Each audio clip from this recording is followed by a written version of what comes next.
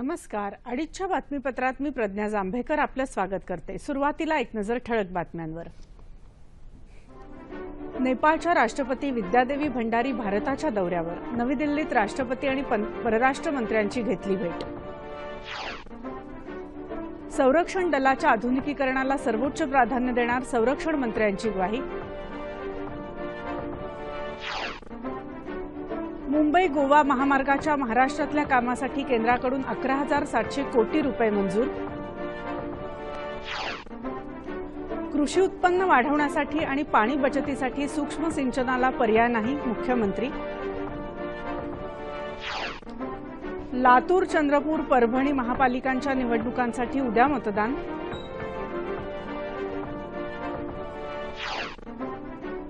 राज्याचे माहिती आयुक्त रत्नाकर गायकवाड यांना झालेल्या मारहाण प्रकरणी औरंगाबादमध्ये 8 जणांना अटक. कर्जाची मोठी थकबाकी तसंच कंपन्यांकडून मागणी घटल्यानं पत पुरवठ्याच्या मागणीत निम्म्यानं घट. आणि यंदाच्या मोसमी पावसाचा अंदाज हवामानशास्त्र विभागाकडून आज होणार जाहीर. आता सविस्तर वृत्त.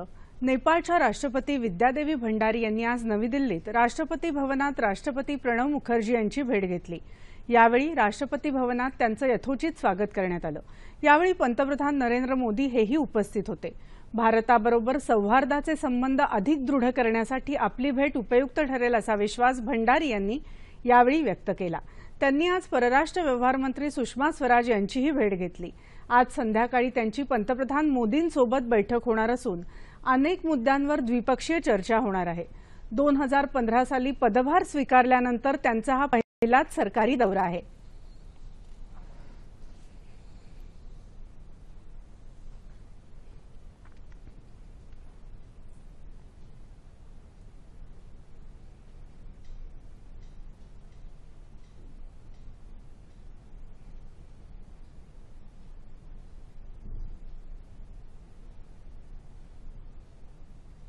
संरक्षण दलाच्या आधुनिकीकरणाला सर्वोच्च प्राधान्य देण्यात येईल असं सांगत कर्तव्यदक्ष सैनिकांचं कौतुक संरक्षण मंत्र्यांनी केलं.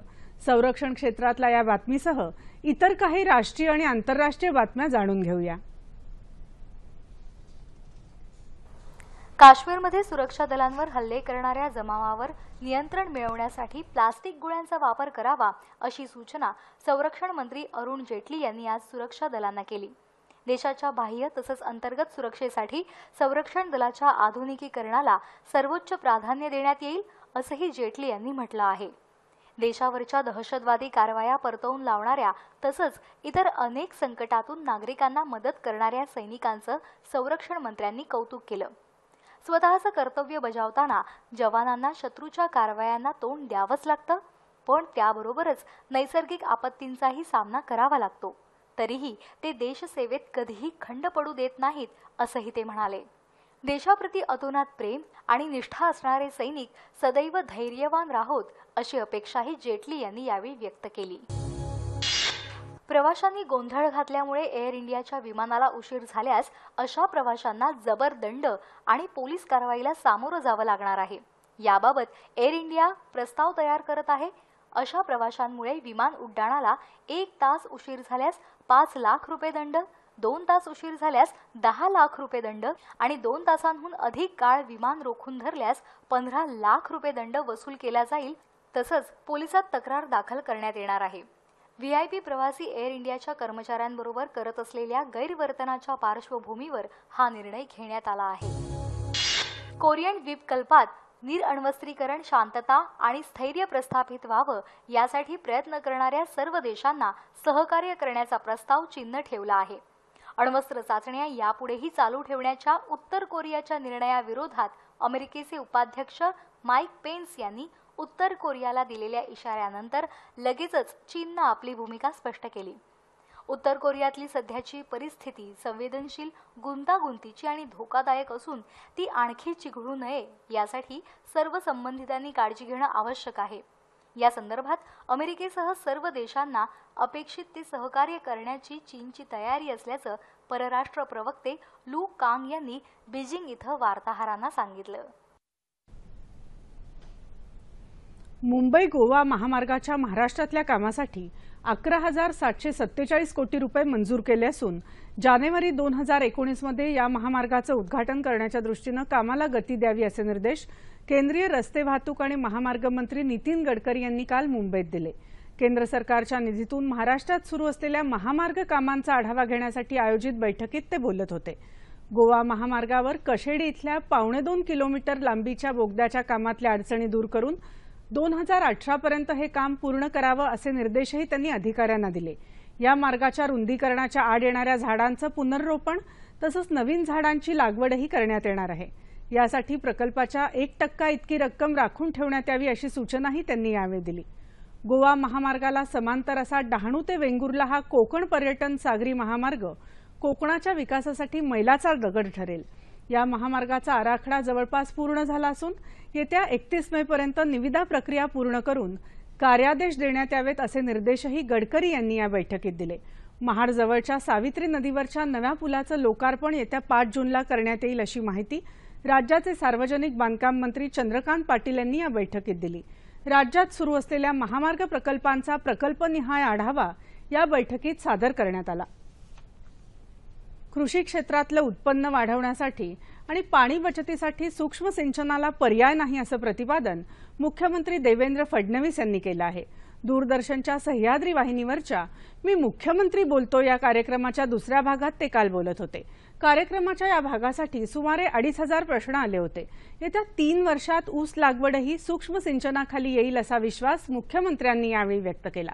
राज्यातले अपुरे सिंचन प्रकल्प पूर्ण करण्यासाठी सुमारे 80,000 कोटी रुपयांची गरज असून ते पूर्ण करण्यासाठी प्रयत्न सुरू असल्याचं त्यांनी सांगितलं। जलतज्ञ राजेंद्र सिंह यांच्या मदतीनं कोकणातल्या 5 नद्यांच्या पुनरुज्जीवनाचं काम हाती घेतल्याचंही मुख्यमंत्री म्हणाले। राज्यातल्या लातूर, चंद्रपूर आणि परभणी या 3 महानगरपालिकांच्या निवडणुका उद्या होत आहेत। काल संध्याकाळी या 3ही शहरातली प्रचाराची रणधुमाळी थंडावली। काँग्रेसची सत्ता असलेल्या लातूर महापालिकेच्या 70 जागांसाठी 401 उमेदवार रिंगणात आहेत। इथं काँग्रेस आणि भाजपामध्ये थेट लढत होणार आहे। चंद्रपूरमध्ये 66 जागांसाठी निवडणूक होत असून 460 उमेदवार रिंगणात आहेत। सध्या इथं काँग्रेसची सत्ता असून भाजपानं कडवं आव्हान उभं केलं आहे।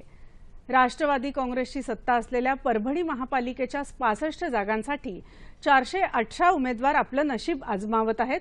या निवडणुकांसाठी उद्या मतदान होणार असून उष्णतेची काहिली पाहता मतदानाची वेळ सकाळी 7:30 ते संध्याकाळी 6:30 अशी ठेवण्याचा निर्णय निवडणूक आयोगानं घेतला आहे। मतमोजणी 21 एप्रिल रोजी होणार आहे। राज्यात स्थापन करण्यात आलेल्या पोलीस तक्रार प्राधिकरणासंबंधी सर्व माहिती देण्याचे आदेश मुंबई उच्च न्यायालयानं राज्य सरकारला दिले। पोलीस अधिकाऱ्यांविरुद्ध तक्रार करण्यासाठी जिल्हा तसंच राज्यस्तरावर स्थापन करण्यात आलेलं हे प्राधिकरण प्रत्यक्षात अस्तित्वात का आलं नाही अशी विचारणाही न्यायालयानं सरकारला केली आहे। पोलीस अधिकाऱ्यांविरुद्ध तक्रार करण्यासाठी न्यायाधिकरण स्थापन करण्यासंबंधी सर्वोच्च न्यायालयानं 2006 मध्ये आदेश दिले होते। त्यानुसार राज्यात असं प्राधिकरण सुरू करण्यासाठी पायाभूत सुविधा निर्माण केल्या आहेत। सदस्यांची नियुक्तीही करण्यात आली आहे। मात्र प्राधिकरणाचं काम प्रत्यक्षात सुरू झालेलं नाही। याबाबत येत्या 20 तारखेपर्यंत खुलासा करण्यासही न्यायालयानं राज्य सरकारला सांगितलं आहे।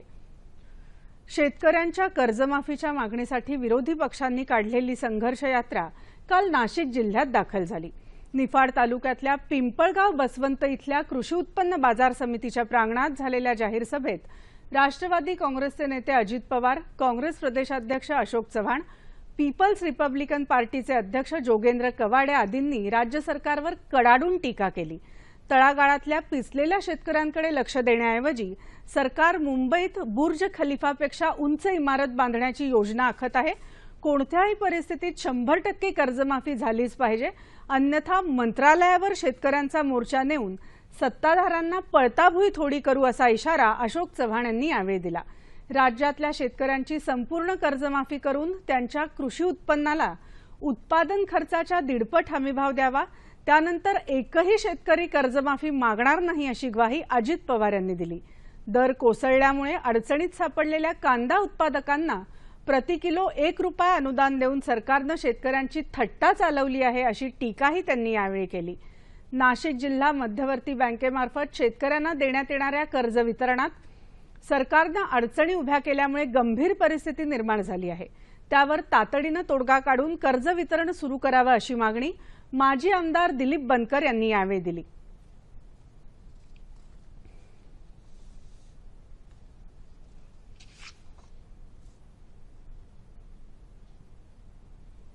बेकायदेशीर संपत्ती आणि काळ्या पैशाच्या प्रकरणांच्या चौकशीसाठी केंद्रीय अन्वेषण विभागाकरता एक ऑनलाईन प्रणाली कार्यान्वित करण्यात आली आहे. त्यामुळे बँका, प्राप्तिकर विभाग, वित्तीय अन्वेषण विभाग इत्यादींद्वारे मिळणाऱ्या माहितीचं एकत्रीकरण करणं शक्य होणार आहे. दरम्यान काळ्या पैशाबाबत अर्थ मंत्रालयानं सुरू केलेल्या ईमेल पत्त्यावर 38,000हून अधिक ईमेल्स प्राप्त झाल्या. परंतु त्यापैकी केवळ 16% ईमेल्स पुढच्या चौकशीसाठी पाठवण्यात आल्याचं केंद्रीय प्रत्यक्ष कर मंडळानं माहितीच्या अधिकार कायद्याअंतर्गत दिलेल्या एका उत्तरात स्पष्ट केलं आहे. पालघर जिल्ह्यातल्या तारापूर, चिंचणी, डहाणू आणि वाणगाव या पट्ट्यातल्या शेतकऱ्यांनी व्यावसायिक शेतीची कास धरत विविध प्रकारच्या मिरचीचं मोठ्या प्रमाणात उत्पादन घेतलं आहे. त्यामुळे या मिरच्यांचं देशाच्या मिरची बाजारात स्वतःचं असं स्थान निर्माण झालंय. पालघर जिल्ह्यातल्या डहाणू, चिंचणी पट्ट्यातल्या शेतकऱ्यांनी उत्पन्नाचे नवे मार्ग शोधत सिमला, आचारी, तिखट मिरचीच्या व्यावसायिक उत्पादनाकडे ते वळले आहेत. 2 ते 2.5 हजार हेक्टर जमिनीवर हे शेतकरी शेडनेटमध्ये मिरचीचं उत्पादन घेतात. विशेष म्हणजे या व्यावसायिक शेतीत शेतकऱ्यांसह त्यांची डॉक्टर आणि अभियांत्रिकी पदवीधर मुलं नवीन तंत्रज्ञान वापरून मिरचीची शेती करत आहेत. मी गेले 20 वर्ष व्यावसायिक शेती करतो. ह्या व्यावसायिक शेतीची जी त्यांनी जे उत्पन्न आणि जे काही जे फायदे आहेत ते सगळे बघितल्यानंतर त्यांनी विचार केला की त्यांनी मला सांगितलं की आम्ही कुठेतरी नोकरी करण्यापेक्षा आम्ही ही शेती करणार आणि शेती या आधुनिक शेती आज त्यांनी आज इथे जी कॉम्प्युटराइज शेती जी आहे जी मुलं जी माझी शिकलेली असल्यामुळे त्यांनी इथे ती उभी केलेली आहे. ही मिरची थेट दिल्ली ते चेन्नई बाजारपेठेत दाखल झाली असून त्यांनी जवळजवळ बाजारपेठा काबीज केल्या आहेत. या शेतकऱ्यांनी सहकारी सोसायटी तयार केली असून बाजारपेठेतल्या व्यापाऱ्यांपासून होणारी फसवणूक त्यातून रोखली गेली आहे. सगळ्यांना मिळून एखादा एक बाजार नक्की करतो आणि त्या बाजाराचा त्यामुळे कसं जे लहान शेतकऱ्यांना जे व्यापाऱ्याची जी फसवणूक व्हायची त्यापासून आम्ही त्यांना वंचित ठेवतो आणि अशा पद्धतीने आम्ही सर्व शेतकऱ्यांना मदत करतो आणि अशा पद्धतीने आम्ही ह्या संस्थेतर्फे काम चालवतो. कोणा शेतकऱ्यांना जर कुठल्या एखाद्या गोष्टीची अडीअडचण आली तर त्या एकत्र येऊन कोणाला आपत्ती आली, काही आली, नैसर्गिक आपत्ती जर निर्माण झाली तर तिथे पोहोचून त्यांना मार्गदर्शन करून त्यातून त्यांना कसा बाहेर काढायचा त्या दृष्टिकोनातून आम्ही प्रयत्न करतो. शेतीमध्ये असे नवनवीन व्यावसायिक प्रयोग करून उत्पादन घेऊन मोठा आर्थिक नफा कमवणाऱ्या या शेतकऱ्यांचा आदर्श इतर शेतकऱ्यांनीही घ्यायला हवा. कोपर्डी खटल्याच्या सुनावणी दरम्यान आरोपींवर झालेल्या हल्ल्याच्या पार्श्वभूमीवर अहमदनगर जिल्हा आणि सत्र न्यायाधीश सुवर्णा केवले यांनी या खटल्याशी संबंधित नसणारे नागरिक, वकील आणि पत्रकारांना न्यायालयात प्रवेश न देण्याचा आदेश दिला आहे. कोपर्डी खटल्याची सुनावणी कालपासून पुन्हा सुरू झाली. यावेळी त्यांनी हे आदेश दिले. आज जागतिक वारसा दिन. नैसर्गिक आणि मानवनिर्मित ऐतिहासिक स्थळांचं महत्त्व ओळखून त्याबद्दल जनजागृती व्हावी आणि त्या स्थळांचं जतन व्हावं या उद्देशानं 1983 पासून हा दिवस साजरा केला जातो. संयुक्त राष्ट्रसंघाच्या शैक्षणिक, वैज्ञानिक आणि सांस्कृतिक संघटना अर्थात युनेस्कोतर्फे वारसा स्थळांच्या जतनासाठी प्रयत्न होतात. सांस्कृतिक वारसा आणि पर्यटनात वाढ ही या वर्षीची संकल्पना. पर्यटनामुळे विविध ठिकाणच्या ऐतिहासिक आणि सांस्कृतिक स्थळांची ओळख होते. हीच ओळख या वारसा स्थळांना अधिक मजबूत आणि सुरक्षित बनवते. याची जबाबदारी सर्वांवरच आहे. युनेस्कोनं जाहीर केलेल्या यादीत भारत 35 स्थळांसह 7व्या स्थानावर आहे. यात 7 नैसर्गिक, 27 सांस्कृतिक तर 1 मिश्र अशी वर्गवारी आहे. महाराष्ट्रातली अजिंठा आणि वेरूळ लेणी, मुंबईतले छत्रपती शिवाजी टर्मिनस आणि घारापुरी लेणी तर आग्रा किल्ला, काझीरंगा अभयारण्य, कुतुब मिनार, लाल किल्ला, खजुराहो, कोणार्क सूर्य मंदिर, ताजमहल, नालंदा, पश्चिम घाट यासह 18 स्थळांचा या यादीत समावेश आहे. वाढतं शहरीकरण, हिंसक कारवाया यामुळे वारसा स्थळांना धोका पोहोचत आहे. या वारसा स्थळांचं सौंदर्य आणि विविधता टिकून ठेवून हा वारसा जतन करत पुढच्या पिढ्यांपर्यंत पोहोचवण्यासाठी सर्वांकडूनच प्रयत्न होणं गरजेचं आहे. मुंबई राजभवनाजवळ खडकात रुतलेल्या सोनिका या टग बोटीतल्या 4 खलाशांची नौदलाच्या सिंग किंग हेलिकॉप्टरनं काल रात्री सुटका केली। पोलिसांच्या नियंत्रण कक्षाकडून तातडीचा संदेश मिळाल्यानंतर नौदलाचं हेलिकॉप्टर सुटकेसाठी रवाना झालं। 11:15च्या सुमाराला खलाशांची सुटका करण्यात आली।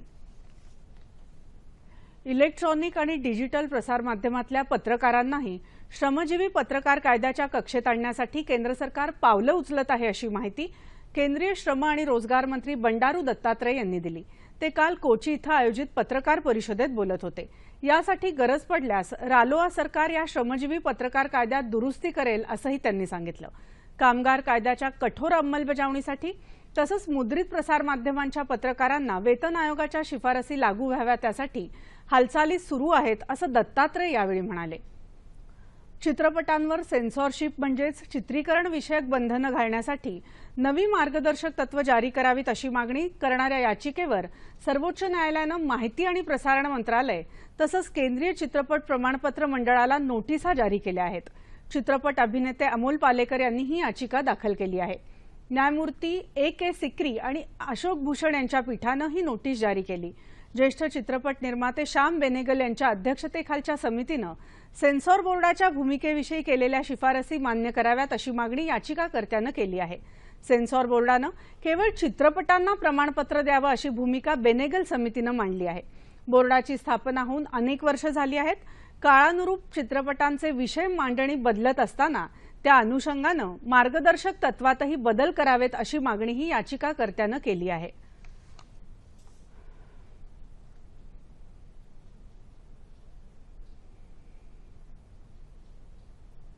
सर्वोच्च न्यायालयाच्या कॉलेजियमनं मुंबईसह देशातल्या 10 उच्च न्यायालयांमध्ये न्यायाधीश म्हणून नियुक्तीसाठी 51 नावांची शिफारस केली आहे। सरन्यायाधीश न्यायमूर्ती J.S. खेर यांच्या नेतृत्वाखालच्या या कॉलेजियमनं या नियुक्तीसाठी विविध उच्च न्यायालयांच्या कॉलेजियम्सकडून आलेल्या 90 नावांमधून 51 नावांची निवड केली। यापैकी 20 न्यायिक अधिकारी तर 31 विधिज्ञ आहेत।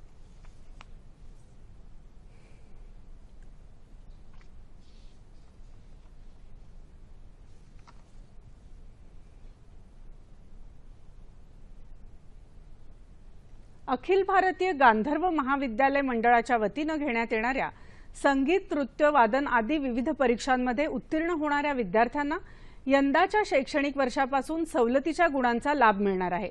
3 परीक्षा उत्तीर्ण झालेल्या विद्यार्थ्यांना 11वीच्या प्रवेशासाठी 10 गुण तर 5 परीक्षा उत्तीर्ण झालेल्या विद्यार्थ्यांना 15 गुण वाढून मिळणार आहेत।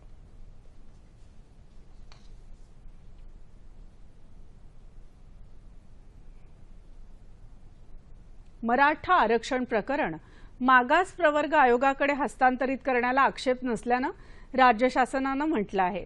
या संदर्भात प्रतिज्ञापत्र सादर करण्याचे निर्देश राज्य सरकारला दिले आहेत।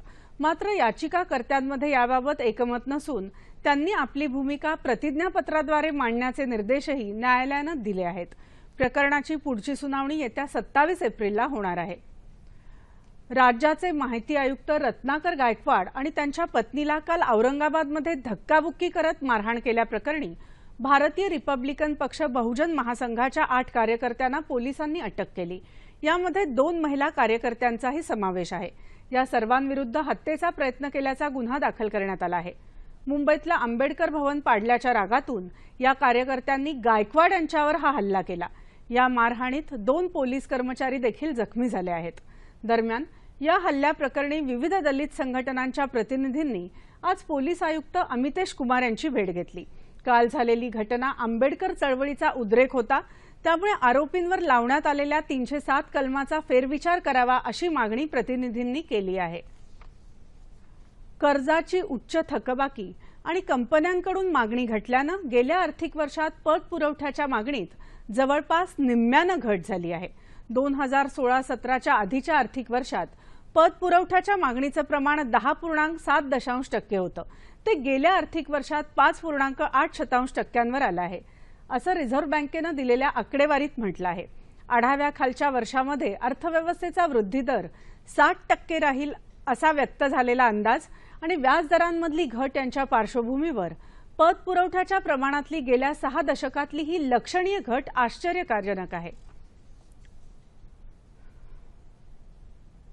यंदाच्या मोसमी पावसाचा पहिल्या टप्प्यातला प्राथमिक अंदाज आज हवामानशास्त्र विभागाकडून जाहीर करण्यात येणार आहे।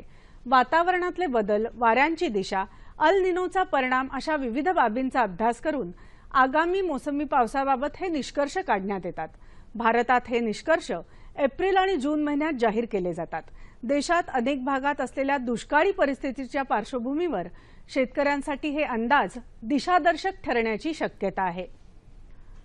मराठवाड्यात काल नांदेड इथं सर्वाधिक 44.5 अंश सेल्सिअस तापमानाची नोंद झाली। त्याखालोखाल परभणी इथं 44.2 अंश, बीड 43.2 अंश तर औरंगाबाद इथं 41.4 अंश सेल्सिअस तापमान नोंदवलं गेलं।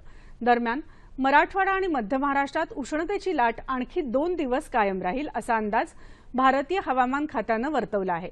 लोकांनी उन्हापासून स्वतःचं संरक्षण करण्यासाठी योग्य ती खबरदारी घ्यावी असं आवाहन हवामान खात्यानं केलं आहे। ठळक बातम्या पुन्हा एकदा।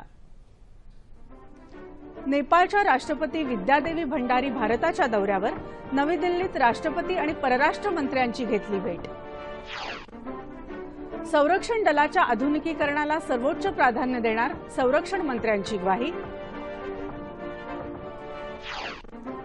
मुंबई गोवा महामार्गाच्या महाराष्ट्रातल्या कामासाठी केंद्राकडून 11,700 कोटी रुपये मंजूर। कृषी उत्पन्न वाढवण्यासाठी आणि पाणी बचतीसाठी सूक्ष्म सिंचनाला पर्याय नाही, मुख्यमंत्री। लातूर, चंद्रपूर, परभणी महापालिकांच्या निवडणुकांसाठी उद्या मतदान। राज्याचे माहिती आयुक्त रत्नाकर गायकवाड यांना झालेल्या मारहाण प्रकरणी औरंगाबादमध्ये 8 जणांना अटक। कर्जाची मोठी थकबाकी तसंच कंपन्यांकडून मागणी घटल्यानं पतपुरवठ्याच्या मागणीत निम्म्यानं घट। आणि यंदाच्या मोसमी पावसाचा अंदाज हवामानशास्त्र विभागाकडून आज जाहीर होणार। याबरोबरच हे बातमीपत्र संपलं। पुन्हा भेटूया संध्याकाळी 5 वाजता सह्याद्री वाहिनीवर।